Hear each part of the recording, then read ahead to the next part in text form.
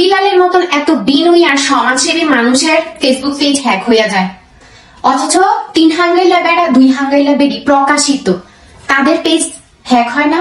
আসলে ভালো জিনিসের আজকাল কেউ মর্ম দিতে জানে না, বাজে জিনিসটাই মানুষ অ্যাকসেপ্ট করে আর এগুলা নিয়ে তারা ভিউ ব্যবসা করে। মানে ফেসবুকটার মধ্যে ঢুকা যায় না, তাদের ঝগড়া ঝাঁটি একটা মেয়েরে কাইল্লানি থেকে শুরু কইরা ভাতের খোঁড়া বাপে জুতা বেছে না কি করে বস্তি, মানে কোনো আর অপমান অপদস্থ করার কিছু বাদ রাখে নাই। ওই মেয়েটারে নিয়েই মানে ফেসবুকে লাইক করব, মেয়েরে গালাগালি করব, ডিভোর্স দিয়ে দিছস, তারপর ওর পিছনে কেন তোরা পড়া রইছস?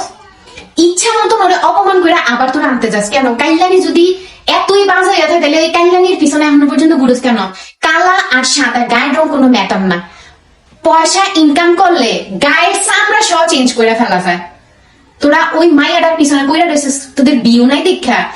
কিছু কিছু থার্ড ক্লাস কাপড়ে নিয়ে আইসা বিউ ব্যবসা করা ট্রাই করতেছস, পাশের বাড়ির ভাবি, তারপরে সব ফকিনি তোরার মতন 2 হাঙ্গাইলা 3 হাঙ্গাইলা কাপড়রা আইলেন না বিউ ব্যবসা করার চেষ্টা করতেছস, কোনো লাভ হইতেছে না, সে কাইল্লানির পিছনে পড়া রইছস।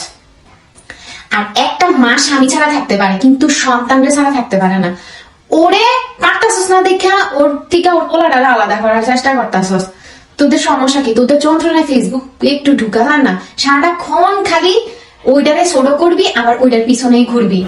ভাই, এমন একটা মানুষ নাই যে তিশা আর তার এই সাঙ্গপাঙ্গদের ধুয়ে দেয়নি। এত বাজে বাজে কথা বলার পরও সেই পর মুহূর্তে আবার নির্লজ্জের মতো যে আখির পিছে পড়ে থাকবে। আখিকে নিয়ে কথা বলেই ভিউ কামাতে হবে। আজকে ফারজানাও তার লাইভে এসে যেভাবে তিশা আর তার সাঙ্গপাঙ্গদের ধুয়ে দিল, এরপরেও এদের লজ্জা না থাকলে অবশ্যই আবারও আখিকে নিয়ে কথা বলবে।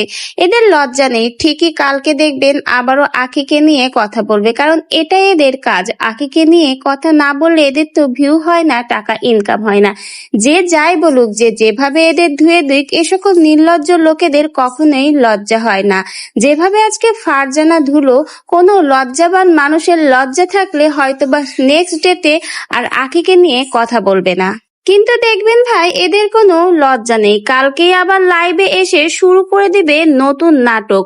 লজ্জা বলতে কোনো বস্তু মনে হয় তিশা এবং তার এই নির্লজ্জ সাঙ্গপাঙ্গদের ভিতরে আল্লাহ দেয়নি, না হলে কিভাবে পারে একটা মেয়ের পেছনে এভাবে আঠার মতো লেগে থাকতে? এত মানুষ এত ঘিন্না ঘিন্না কথা বলছে, তারপরেও সেই আখির পিছে পড়ে থাকবে। আখিকে খোঁচাতেই হবে, না খোঁচালে যেন এই ছ্যাঁচড়াগুলোর পেটের ভাত হজম হয় না।